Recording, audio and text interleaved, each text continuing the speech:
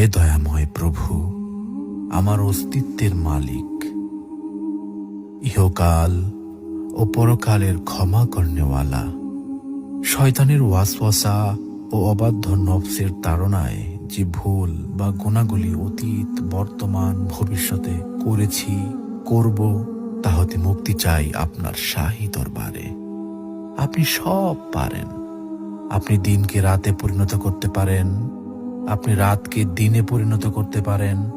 আপনার কুদরত ও ক্ষমা সব কিছুর ঊর্ধ্বে। আপনি কারো কাছে জবাবদিহিতা করেন না। আপনি রাজাধিরাজ। আপনার মহিমা যে ভাষায় লিখি না কেন, সবই ম্লান হয়ে যাবে আপনার শানে। পাপের ভুবনে পাপে পূর্ণ আমি, শত সহস্রবার ভূপৃষ্ঠে কপাল ঠেকিয়ে আপনার নূরের চরণ তলে ক্ষমা চাই। হে প্রভু দয়াময়, ক্ষমা করুন।